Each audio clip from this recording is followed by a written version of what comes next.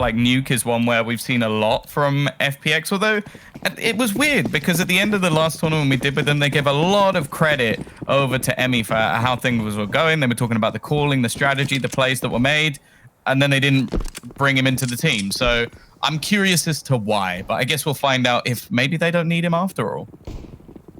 They'll be starting on the T side of things and getting hot and heavy, a map that both teams are comfortable on, but Stanislaw posted at the back of the site. It's already just smacked down Farlick and Madden. Ethan holding the line on Squeaky. It's a labored attempt, but he's weakened Zen, who can only get the one frag, and surely with 4 HP, even though he does have control of the bomb and Cirque is low, I can't really see how this round falls under his way, barring some crazy Glock aim, and he's going to get found out first. Last seen in Squeaky, that will be his final resting place for the first round, and EG kick things off with a win. Well, yeah, I feel like going into the pre-show, we highlighted pretty much every single player's individual skill other than Stan, and then he just comes in and straight up 4Ks the pistol. So, yeah, maybe it's Stan's day to shine, but that's not a bad pistol run from him, to say the least, starting things off strong. Over on that CT side now, FPX XT side was what we were sort of highlighting. That's where they really were sort of shining when it came to the Masters at the end of last year. So, hopefully they're going to get off to a strong start here, or I may start to worry a little bit because we've mentioned about that firepower. Damn, Sticko. All right. Ethan's gone. Cirque's going to be manning the outside. They've gone heavy on the rifles as well here for the side of EG. So every player lost is actually a pretty hefty rebuy, but they have at least evened up the scoreline before anything more occurs. Oh, Chris. Okay. Sticko with his second deke. We have seen this happen so many times over the last couple of days, Tom. It's outrageous, and it could be falling into place again. Now, Cirque and Breeze have themselves some rifles, but Breeze, he's lost his life to Zen with the Tech 9. And even though Cirque does put a fair chunk of damage to Zen, his position is now known. And with 55 seconds, plenty of time for FPX to rummage together a plan onto the B side, which is exactly what they've gone for. It will be a costly round in terms of Zen losing his life, but FPX, if you had any doubts that these guys could stand toe-to-toe when it came to individual skill, well, they've just silenced you with this round. Yeah, the only thing I will say is that they've actually just given up all of the rifles. So I understand they want to get rid of the one on Cirque, but at the same time, if they don't kill him and retrieve that AUG, it really doesn't seem worth it. And it is quite a distance to run. So, yeah, they're only going to get one gun out of that. Yeah, I get it. You want to remove it. You want to make sure that he has nothing going into the next round. But at the same time, they could have had 3 free rifles. That was a really nice reaction shot from Chris as well. Spoke about his sort of individual level coming into this team. It's likely to take a hit based off the fact that he's having to in-game lead at the same time, but it looks good so far. Now, obviously, EG did lose yesterday against Big on Nuke, 16-7, which sounds really bad, and, well, it is. It did take Tabson, though, dropping a 31 for 12 with a 2.21 rating. So that's not really something that you can assume is going to be coming up here with FPX. I think Tabson on form is one of the best players in the world, if I'm being completely frank. So not sure how much you can read into that, but they have had a recent loss. Don't know how much they've gone back to the drawing board. Obviously, when you have the Eagles and they're rattling heads, there's not too much you can do about that in the near side, but I started to take a bit of A control for themselves. Another force buy from EG. We'll see Ethan trying to perforate that smoke for a second headshot. He did pick up the first one, but now that they have all the angles, Tom, should be post-plant, and they should be pretty straightforward at this point. Yeah, I'd almost say that from this point onwards, EG should just be looking for an exit or two.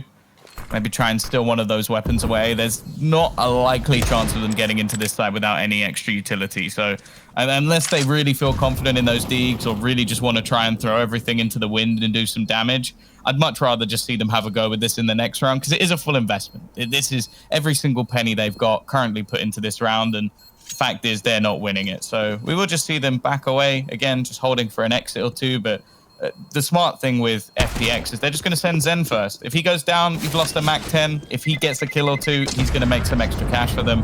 But instead, it's actually going to be 8 players surviving. Yeah, you're spot on, honestly. EG couldn't really afford to throw those guns away. It gives them another chance here, and obviously, if they are unsuccessful, which statistically they probably should be, they'll at least be able to rely on that full purchase coming up in round 5. Still, though, there are some banana peels for FPX to navigate through. They still have their Mac 10, so Zen can hit that run and gun kind of style with a FAMAS on Madden. These are the two expendable weapons that may be going in and being a bit more aggressive. But Cirque, with the scout outside, has had a lot of impact early on this map and has had a couple of good performances. You know, I said the last 3 months have been a bit grim for him, but at least over the last day or two, he has been showing exactly what he's capable of doing. FPX, though, are slowing down the pace. They know that there's pistols in play. They know that there's still some threats they have to deal with. And Cirque takes the shot, but not really sticking the landing. That gives outside control across to the T's. Oh, I managed to catch a little bit of damage once again, but it's the same scenario as the last round. They've lost the sight in response. Cirque trying to man the hatches, but no one really peeking into his angle, and Chris just lurking outside to try and make sure there's little option for a wraparound. They seem to have all their angles covered. Again, just trying to keep all these weapons up, not really wanting to take any extra cost. Nice shot from Chris. He is just tapping away. Zen eventually going to make some extra cash, but they have been tagged a little bit. Cirque might be able to make this costly. Of course, not wanting to allow FPX to walk away with a huge amount of economy this early on in the match. We mentioned their T side being deadly, and they've proven it already. 3 rounds on the board is not too shabby. And you know what? Chris is running riot. And you mentioned players that when they hit their peak are terrifying. Well, I'd like you to try and find me a year, Vince, where Chris J has not had one of the plays of it. Because it just seems every single time there's just a match or a day where Chris just completely takes over. And he's been doing this for quite a long time now. Oh, yeah. I mean, there's no doubt that his longevity in Counter-Strike Global Offensive is incredibly impressive. And as Maniac said, you know, on the desk, it's not just the case that he can come in and fill in some of those IGLing roles and be a very experienced player for this team. He can frag. Not always. He's not going to be, obviously, at the top of the scoreboard or expected to be the star player in terms of his fragging potential. I mean, the stats don't lie. The last time these guys met each other a couple of days ago, he had 11 and 22, I should say, for his overall stats. He didn't have a great game. So if he's starting off already with 6, that could be that extra gear that we were talking about that they may require. He nearly goes down through the smoke, though, courtesy of the USP. Down to 16, he will fall. But again, outside control with the wall of smokes affords them safe passage downstairs. And Zen is already waiting in main with the AK. Maybe looking for that wrap, anticipating that one of the CTs tries to drop down vents, and he can shut them down in the process. Oh, nice shot from Ethan. He's going to deny that wraparound. And sure, it's not the main focus, but it does mean that holding off this rotation just became a bit tougher. It leaves Sticko in a spot where he almost needs to gain control of the ramp. And that's going to be quite a bit easier said than done. Dirk is just still waiting there, but he starts that rotation. Now the door's been opened and just ruins Farley. Chris still hitting shots, and Sticko has found one back in response. A 2v3 ensues, but Tarek is still on this site, and they have not been able to clear him, leaving Chris on just 16 HP and not a chance in hell. EG break back when the buy comes about, but there's plenty of finances still for FPX to buy back in. Oh, there definitely is. I'm curious if they will prioritize an AWP early on, because 2 players down to about that $2,000, $3,000 mark. So whatever happens, someone's coming out shortchanged if they do go for the sniper rifle. And yeah, this affords them the chance to drop some AKs across, so everybody has a fair share of firepower and a fair share to make their impact felt. It does mean that their economy, which was once looking incredibly good, has now been brought back down to earth with a bang. Only Farley over $1,000. So EG can at least see in the rearview mirror that maybe there is a chance to break down FPX and start to get a stranglehold over on CT. Recurring theme, though, taking shape. Outside control again. FPX able to walk straight out and get a lot of control for themselves, but that distinguished Molotov does afford Stanislaw safe passage to relocate. Gonna go for the peek outside the smoke, but it's been heard. Chris knows he's here. It all comes down to timing, if anything. I think he has a decent idea, but the ground he's gained is going to be problematic. Taking space, and Ethan tries to re-aggress to garner back some control, but it only ends in a trade, and Chris is just going ham. The man is running riot. He allows Farlig to get one onto Breezy, and now Tarek is the only man remaining in the heavens. But with 4 players waiting for him, finance is a real issue for EG going into the next. Well, I was going to say a save might be ideal, but he's not going to be given a chance. Chris J's just ruining them. They just seem to not be able to do anything versus him at the moment. Yeah, this is an alarm bell that's beginning to ring already. 9-3, nearly the same amount of frags he got in the entirety of the last time these two teams played on Nuke on day 1. I mean, Madden's not even been required to get any frags. He's 004, but it doesn't matter. Chris J's just snatching everyone's life away from them. Outside again is coming under control. And I wonder, once EG get their hands back on rifles, obviously this is an eco, but once they do have rifles again, how do they deal with this outside threat? Do they just keep giving it up? Do they maybe put someone down into secret early on to deal with any fast push via ramp? They try and take some outside control and aggression for themselves. I'm really curious because FPX have clearly seen that this is the area of the map where they can get the most done. Now, Ethan basically is screwed. There's no way he's getting anything done at that position. I'd be surprised if EG get more than 1 kill in this round. It's looking incredibly grim for them. There's the first. Zed actually names his teammate. Hold on a second. What the hell's going on here then, FPX? It seems that Sanity has fallen back onto the server. A really scrappy round, and it's 4 deaths to FPX, and EG basically had a P250, and that was it. Yeah, that's really rough. That nade didn't even have an assist on it either. So that means he did the majority of the damage to his teammate. Farlig at least with some correctional kills to bring that round back into contention. But dear Lord, that was almost a huge slip up for FunPlus. They've still got themselves a vast lead, 5-2. But now we get to see the big green. This is where Cirque, well, he's made a pretty big name for himself. I'm sure you guys have heard of him at this point. And this weapon is definitely what makes it possible. Now, still some utility limitations, and they're having to expend a fair amount in the early stages of the rounds, mainly because of how aggressive FPX have been. They've not been frightened to take control versus the CG side. I love as well that they realize this is a very real possibility of a trade around. I just said it before. Do they rotate someone down ramp towards secret early on? They do. They also play Garage a bit more passively, and Stanislaw sprays down for 2. He's also having a bit of a game here. Got most of his kills in the pistol, but great flashes, and suddenly the blink of an eye, 3 kills go against EG. After such an excellent start, they fall apart, it seems, again.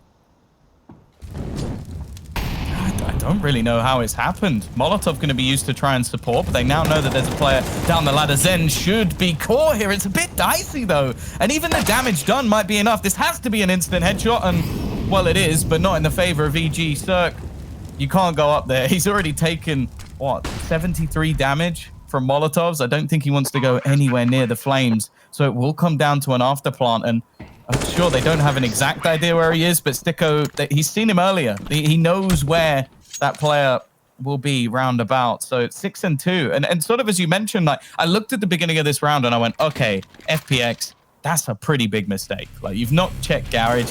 It's not one of those spots that's particularly uncommon either. That's one of the ways you normally switch up your outside defense. You lose 2 players and you go, okay, that's probably the slip up that loses them the round. Not even close. Like, towards the end of it, they look like they were in complete control. Another worrying statistic as well here, Tom, is obviously last time they played it was 16-13, as we're seeing this lobby crunch, and again, with pistols, they're doing more work. They're actually standing their ground. Farlig finally puts in 2 to add to his initial frags. He's up to 3.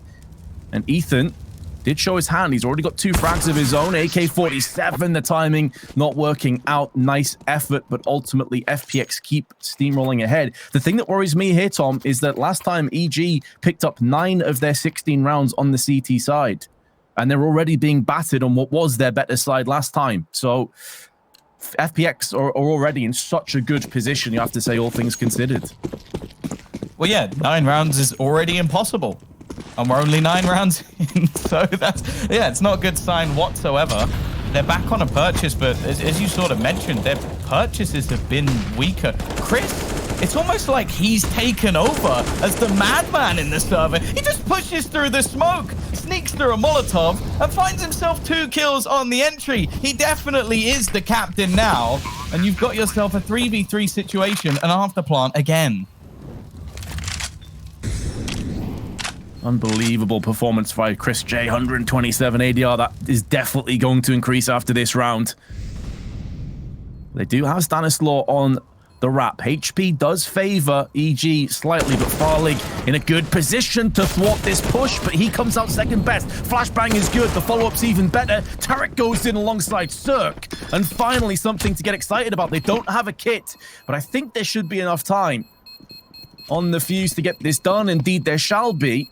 So finally, EG can have a bit of a smile. Cirque is feeling it again, but they've got to keep pressing this forward. Another statistic as well, Tom. When they won 16-13 on Nuke, they won both pistol rounds.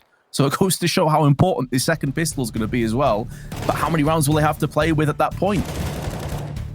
Yeah, and I think the sort of almost weird thing is that thus far, it really has been Stan. Like, we spoke about the stars of this roster, the players we've highlighted. Breezy, quiet start. Cirque, quiet start. Like, maybe they've come in today a little bit cold, but you can't. Like, this is a match where you could be out, not even making it to the playoff stage. And sure, I mentioned earlier that I think they're aiming as a minimum for the final. If they don't make it to a playoff, well, we're going to be asking some real questions. Madden, he's already managed to get all the way down onto the B site in 25 seconds.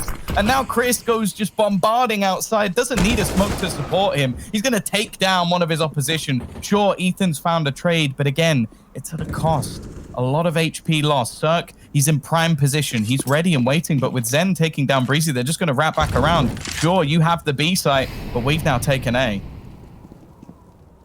This is just a fantastic performance from FPX, but yeah, I agree. I mean, EG just haven't really shown up yet. It's like they're still not quite on the server. And when Zeus is saying before in the pre-game interview, the last performance wasn't good enough, he has a lot of expectations for this team. He even said, individually, they're not going to be able to hang with us. We're much better firepower-wise. Well, Chris has a couple things to say about that one, Zeus, because he's body bagging you guys right now. Cirque misses his chance, may not get punished just yet, but doesn't matter. It's going to be an 8th round to FPX, whichever way you spin it. Well, that's not the bit of the quote I'd actually take as well. The very end, I think a few people might have missed it. He says something on the lines of, they might come with the strategy, but we'll just headshot them. Not so far. No, not so far. In fact, go back to round 2, someone edit that, put that quote in, and then cut to round 2 of this match and watch every single player of theirs get headshotted by a deagle. And then just like play that on a loop for a little bit, because I feel like that's going to be one of the memes that's just coming out. It's like da, da, da, da, da, da, da. Like it's a rough position for them to be in right now, because they are not out aiming FPX. In fact, they are getting out aimed by them themselves. So EG, they got to step up to the plate. And that's the thing that we talk about when we talk about Fun Plus Phoenix, is we've seen this team as Godsent. They've been very strategical. Like we talk about, well, there you go. They've done more utility damage per round in the first 2 days. It's not surprising, but this match so far has actually felt a bit looser. Like they've let loose some of these players, like Madden, getting very aggressive, but Chris as well. It's not like he's been coming up with a master plan a lot of the time. It's like, guys, I'm going to push this smoke and I'm going to get 2 kills. It's almost like they're disrespecting EG at this point. And shoulders above the rest, apart from Ethan, is worrying. You look at the rest of the team collectively, they only have 14 frags. To put that in perspective, Chris has 13 by himself. That's got to change, and it has to change right now. Well, they've had a respite, even if it may not be one chosen. And Cirque, he's repositioned once again. That rotational orb trying to finally get some impact in this map. Barlick seems to be waiting. Now, we're yet to see his AWP, but let's be real, the sheer pace of FPX so far, it wouldn't have made sense to have one. He hasn't really needed it either. Now, there's a chance that Sticko actually gets caught here, but then Farlig is waiting, and then Sticko swings on the peak. It's the 1-2 punch, the communication on point from FPX. Ethan trying to re-aggress. It's expected at this point. He's made that play a couple of times, and while Madden is ready and waiting for it, a calmer look to such an aggressive player. And while now Stan and Breezy are sort of sat here going, well, there's less than a minute gone on the clock, and we're the only ones left. It's feeling a bit like Groundhog Day here for EG. Like every round is just the same way, and it's a clean sweep. Stico with 3 kills from heaven. EG, hot off the back of another bye, have been put back in the dirt. Tom, I'm running out of things to say here. I mean, FPX have just been so damn good. This was so casual from Sticko. Everything he did in this round was like he was almost leaning back in his armchair and just like yawning while he did it. Like, that was effortless. It was like there was no resistance. He's going down a water slide. I don't know. It just seems ridiculous at this stage. The best rounds they've had recently have been pistols. And they're trying it again, but it's sheer aggression. And the problem is there's only so many times that's going to work. Like if you get a cheese round here and there and you manage to win them, then you have to use it to build off your buy rounds. But their buy rounds have been by far weaker than what we've seen from the aggressive rounds. Even the rifle round they did manage to win, it was Staten pushing outside, like getting all the way up towards their spawn and then going back. So that's not a round that's recreatable every single time. I can't believe that we're just seeing them get slaughtered like this. Yeah, it feels like the fundamentals are working against them. And Madden has dropped through vents again. We saw him have impact from here before on B side. This time, though, it seems that Chris is mortal after all. He can bleed. Stanislaw passes the bullet between his eyes. Now Madden needs to have that impact. He needs to have a moment. We said he used the loose cannon, maybe about to capsize EG once more. Ethan goes down to his hands. That opens up business on B, and Stiko's wrapping around ramp. This is chaotic again. He's got in towards lockers, and he's looking for a victim. And there's no way that EG will know he's in this position currently while they're having to deal with that threat of Madden. It's an absolute disaster right now for EG. Stan's got to be careful because there's already a player past him. So he could very easily get wrapped on here. And he's also been in this position before. Bear in mind when he was hiding in the smoke and Chris was waiting for him.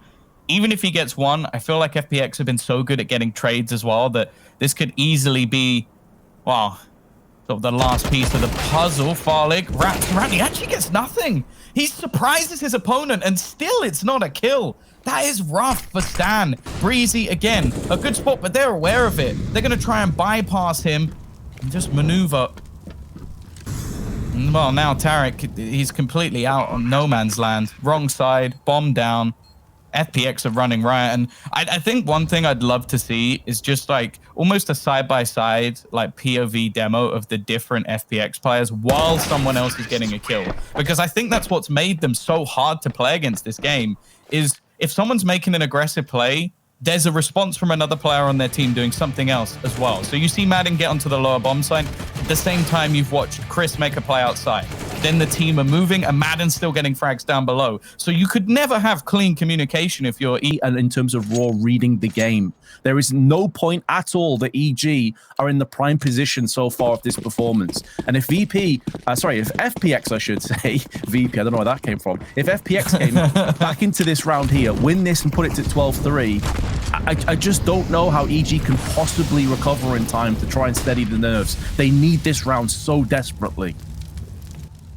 And even this shouldn't be enough. Like 11-4, like we've spoken about this map become more proficient on the T side. And there goes Stan. Now Stan, that's been one of the plays that's actually been a success. He shut down Chris. He's not allowed him to take that outside control. But as said, there's always a reaction. There's always a response. There's always a different change that's coming in from FPX. And they've dominated ramp instead. Gain that control. Tarek is here and waiting, but all he can really do is wait for someone to try and rotate in to support him, because taking this fight on his own would be a risk. But with the Molotov bypassing him, he might actually be able to drop the bomb. Just the bodyguarding from Farlig was too good. Although Ethan will put down some bullets and spit them out with the MP9. They do have the player advantage, but the positions are looking good right now for FPX. And Zen holds his resolve. 42 HP's now been brought down to 0. Farley gets aggressive, catching Breeze in the side, shuts him down. Stiko just needs to survive on the site and allow Farley have something to pivot off and pincer in with. Both T's have been tagged so heavily, but Stiko comes out with 2. It's 12-3 to FPX. They have every chance of taking our first map. We're going to cut to a break and see if they can do it.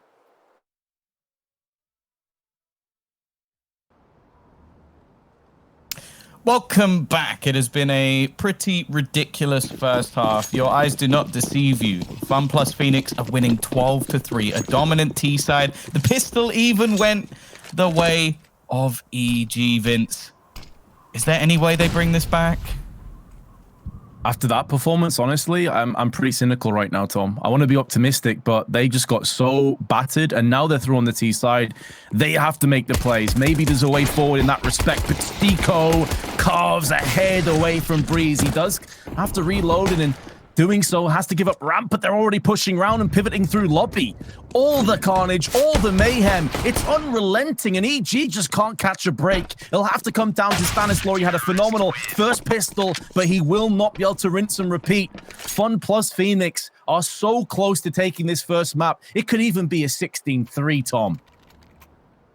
Yeah, it's looked easy. That's all we can say. It's looked easy. They haven't struggled much since the early few rounds of this match. But correct me if I'm wrong. Was this 3-3? Yes, I believe it was. Well, no, it was. No, it was 3-2. It was 3-2, and then they got one other round. That is mad. It's been so dominant. Madden already stunning things. Of course, this round we can't really write too much about. EG, we're in a rough spot of basically, do we get a single buy over on the T side, or do we force into this one and give ourselves a slightly better chance? They've decided to eco. It's one of those things where there is no right answer. Like, you are kind of stuffed, and you're going to have to win a ridiculous amount in a row no matter what. So they're giving themselves at least a purchase, which I can respect. Maybe that'll be the way to start bringing things back. Chris J's in their spawn with a CZ. It's got to be so tilting as well. Just Chris comes in. He's decided today's the day. He's going to batter Evil Geniuses, and they don't get a single kill. No cost for the Fun Plus Phoenix side. A little love tap at the end as well from Madden. And, well, this is it. 14-3. They've got their potentially only buy on the T side. But then again, I'm looking at the purchase that's on the other side. Chris doesn't even look like he's going to buy here. He's just going to play with the CZ. He's flexing. Yeah, partially flexing, and I suppose as well taking it as like a full-on bonus when you're 14-3 in the lead, knowing that you can dip down to rifles and have a really good buy in the next round regardless. Doesn't really hurt too bad. May not be required though, because Farlig cracks open Tarek on the cross. There was a missing element, a missing piece to that smoke wall, and it makes this attack come crumbling down. FPX are dispatching EG with so much vigor that EG desperately have to rely on Stanislaw again alongside Ethan in a 2-on-3. Still a slight weaponry advantage, but Zen has managed to retrieve the rifle, and Deco is just wrecking him with the scout now, looking to go for an extra pick. He doesn't quite land the shot though, and that wide swing gives Ethan a kill. Now they do have to be careful. Zen, they walk past each other, but it doesn't matter. Chris is there to support him. He's got his teammates back, and it's all onto Ethan. 1 HP. A single bullet from any gun will give the 15th round over, and it's gonna be done. It's a headshot, of course, from Chris J. They win with a CZ, a couple of SMGs, and a scout. Fun Plus are dominating, and can we get an RIP in chat for Tarek's desk? Because I can guarantee that has received a beating after the headshot that he got at the beginning of the round. Couldn't even blame him, mate. Like, he just got completely shot out his boots off Farlig's scout. And I wonder if it was a Freudian slip for me saying VP, because this has been like Fun Plow Phoenix. Like, they've just been looking so ridiculous this entire game. It reminds me a little bit of VP at their very heights, especially on a map like Nuke. Whether they can keep that going forward is yet to be seen, but I would definitely not bet against them right now, Tom. These guys are looking on fire. And EG, they just can't douse the flames. Every time you think they're going to take a step forward, it ends up being triple steps backwards. Because FPX are unrelenting. Again, aggression outside. Zen shuts down Stanislaw, who has been one of the main shining lights of EG. And with his life being deemed forfeit, I'm not sure where the frags come from now. Even more action comes down, and FPX at least bring it down to a 3-on-3, but there's 2 weakened players left, and it's Chris J still alive with the AK-47. Yeah, there's only so much Ethan can do. To get 2 kills from there was impressive. Breeze has been deadly silence. Like, this has not been a performance to remember. And although the dink is actually connected, Ethan now needs to ace just to keep them in this match. Not even to compete, not even to get them close, just to keep them alive. A 4th round would be a blessing at this stage, as FPX have been by far the better team. It's not even coming into question at this point. And Chris J has been the best player in the server. I don't even think it's arguable. So, wow, what a pickup. Well done, FPX. You've managed to steal this one away. And I wonder if Mousesports might even live to regret it if he's going to continue this level of form. 18 seconds, Vince. That's all he's got to save them here. And I think we can pretty much call this one done. Although he might at least get a bomb plant. But there's a very quick rotation already coming in. And he's got no time. Love the idea. Bit of shenanigans coming into play, but FPX take it down in style, Tom. We thought maybe FPX had a chance. I'm going to be honest, I still thought EG would win this game, but I don't think anyone would have expected the first map to go 16-3 on Nuke, a map that EG are good on.